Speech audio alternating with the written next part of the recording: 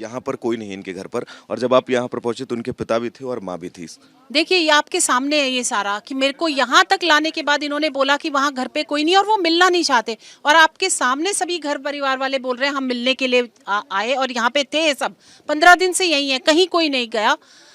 ये सिर्फ ये सुनना नहीं चाहते थे कि मीडिया को ये सुनाई ना दे कि प्रशासन ने जबरदस्ती उसको रातों रात जलाया है, और ये क्यों जलाया है ये प्रशासन जवाब देगा कि ये क्या छुपाना चाहते थे।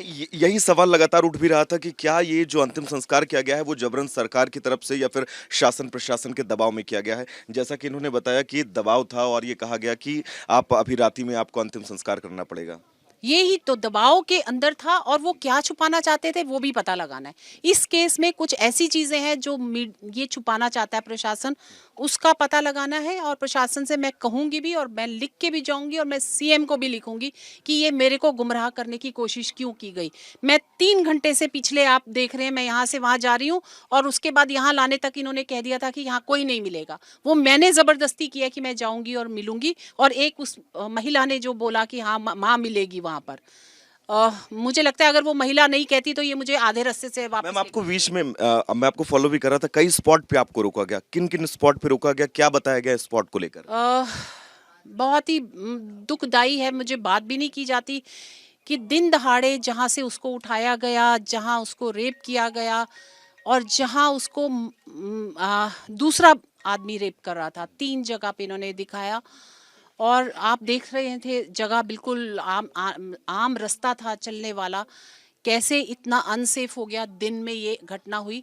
बहुत बड़ी जिम्मेवार है सरकार और यहाँ का प्रशासन, जो जिसको जवाब देना पड़ेगा कि कैसे हिम्मत हो गई उनकी ऐसे दिन दहाड़े करने की। मैम एक डर शब्द का आपने जिक्र किया था, कई बार जिक्र किया था, तो क्या वो डर यहाँ का शासन प्रशासन खत्म नहीं कर पाया उन अपराधियों के अंदर? मैं डर की जब बात करती हूँ तो ये डर ऐसा होना चाहिए जो प्रशासन के नाम पे और उनके काम से डर लगे कि अगर हम ऐसे गलत करेंगे तो हम पकड़े जाएंगे। वो गलत करने पे पकड़ने वाला डर नहीं है, और ये मैन्युपुलेशन के कारण कि मैन्युपुलेट हो जाते हैं लोग। आज भी मुझे भी मैन्युपुलेट किया जा रहा था, आपने देखा कि यहाँ नहीं मिलेंगे वहाँ नहीं, और कैसे पुलिस वाले मैन्युपुलेट होते हैं ये तो सबको पता है।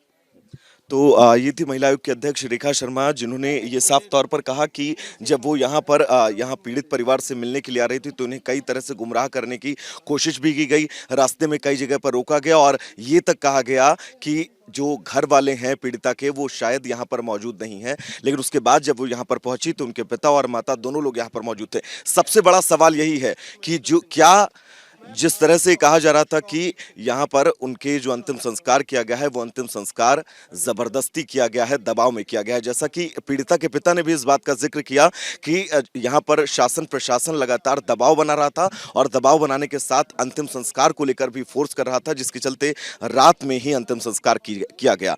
विजय उज्ज्वल के साथ मैं वैभव मिश्रा, रिपब्लिक भारत।